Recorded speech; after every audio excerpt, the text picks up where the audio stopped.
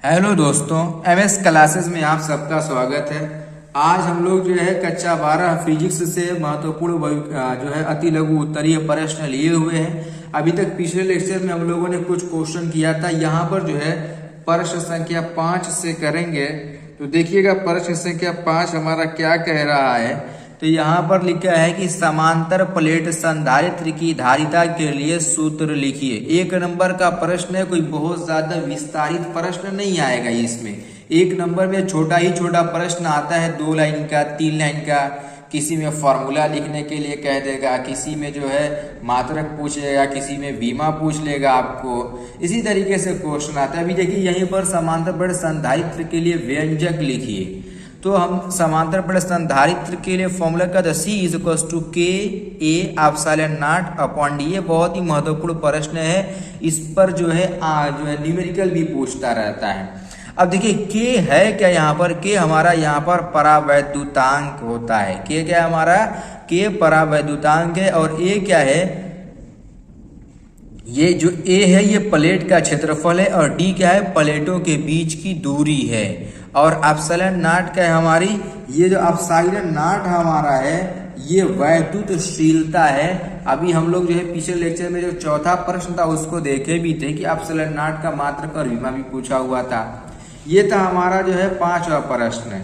अब एक प्रश्न आइए और देखते हैं। यहाँ पर देखिएगा ध्यान से, लिखा है कि किसी समांतर प्लेट संधारित्र में परावैद्युतांक पदार्थ भर देने पर धारिता पर क्या प्रभाव पड़ेगा। क्वेश्चन कह रहा है कि अगर इसके अंदर जो है परावैद्युत पदार्थ भर दिया जाएगा दोनों के बीच में तो क्या प्रभाव पड़ेगा। तो जरा देखिए यही फॉर्मूला होता है, C = K A/0/D ये होता है। हम ये देख रहे हैं कि जो C होता है ये K के प्रोपोर्शनल टू है।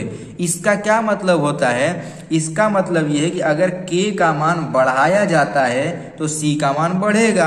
K का मान यदि अगर घटाएंगे तो C का मान घटेगा। तो क्वेश्चन में कह रहा है कोई परावैद्युतांक भर देंगे तो जाहिर सी बात, जब परावैद्युतांक भरेंगे तो K का मान बढ़ना ही बढ़ना है। जब K का मान बढ़ेगा तो हमारी धारिता भी क्या होगी, बढ़ेगी। यहाँ पर क्या लिख देंगे, बस फॉर्मूला लिख दिया। इस तरीके से यहाँ पर प्रोपोर्शनल टू दिखा दिया और ऐसे लिख देंगे कि धारिता बढ़ जाती है। इस तरीके से हमारे छोटे छोटे प्रश्न है, एक एक नंबर के प्रश्न तो ऐसे ही लिखा जाएगा। अब देखिएगा प्रश्न संख्या 7। प्रश्न संख्या 7 में लिखा है कि आवेशित समांतर प्लेट संधारित्र की प्लेटों के बीच वैद्युत क्षेत्र में ऊर्जा घनत्व का सूत्र लिखिए। ऊर्जा घनत्व को UE से प्रदर्शित करते, कहीं कहीं पर केवल UE रहता है। फॉर्मूला क्या होता है कि 1/2 एप्सिलॉन और E²। एप्सिलॉन वही हमारा क्या है, विद्युतशीलता है। और E क्या है हमारा, वैद्युत क्षेत्र है। इस पर जो है न्यूमेरिकल भी आता रहता है। एक एक नंबर में छोटा छोटा सा न्यूमेरिकल आपको आएगा, उसको आप लोग को हल करना रहेगा। अब देखिए हम लोग 8वां प्रश्न देखेंगे कि 8वां प्रश्न क्या कह रहा है। तो 8वां प्रश्न हमारा जो है वो लिखा है कि परावैद्युतांक पदार्थ क्या है। परावैद्युतांक पदार्थ क्या, ऐसा क्वेश्चन में पूछा हुआ है। डेफिनेशन है, 2 लाइन है। आप लोग बोर्ड की कॉपी में जब देखिएगा इसको तो 2 लाइन की ये कॉपी, 2 लाइन से 3 लाइन बस जाएगा और खत्म हो जाएगा। लिखा है ऐसे पदार्थ जो अपने में से विद्युत धारा को प्रवाहित नहीं होने देते हैं। यानी कोई ऐसी चीज जो विद्युत धारा को प्रवाहित नहीं होने देते हैं लेकिन विद्युत प्रवाह को दर्शाते हैं, उन्हें परावैद्युत पदार्थ कहते हैं। जैसे कांच, मोम, कागज, तेल आदि।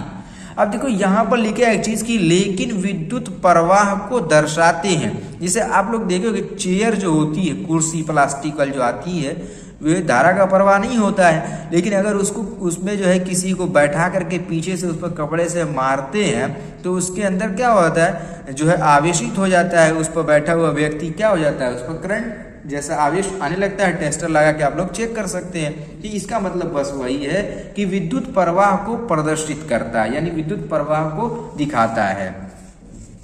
अब देखिए एक क्वेश्चन और यहाँ पर लिखा है कि आवेशित कण के अनुगमन वेग तथा धारा में संबंध क्या है। आवेशित कण और अनुगमन वेग जो है आवेशित कण के अनुगमन वेग तथा धारा में संबंध पूछा हुआ है। तो हम जानते हैं कि I is equal to NEAVD होता है। ए क्या है? क्षेत्रफल है, E इलेक्ट्रॉन की संख्या, इलेक्ट्रॉन है, N इलेक्ट्रॉन की संख्या है। और धारा घनत्व क्वेश्चन ने पूछा है J, तो J बराबर I के बटा में ए हमारा फॉर्मूला होता है और I का मान हमने यहां से ला करके यहाँ पर रख दिया। और जब यहाँ पर रख दिया तो देखो ये वाला जो A है इस वाले A से क्या हो जाएगा? हमारा कट जाएगा। तो J बराबर क्या हो जाएगा? J बराबर हमारा हो गया, यहाँ पर ये J है, J बराबर NEVD। तो यहाँ अनुगमन वेग VD ड्रिफ्ट वेलोसिटी इंग्लिश में इसको बोलते हैं, धारा घनत्व यहाँ पर J है। इस तरीके से हम लोग को इसमें सूत्र का संबंध प्राप्त होता है। इस पर न्यूमेरिकल भी आता है, तो उम्मीद है कि न्यूमेरिकल तो आप लोग लगा ही लेंगे। ये ऐसे ही छोटे छोटे एक एक नंबर के प्रश्न आते रहते हैं।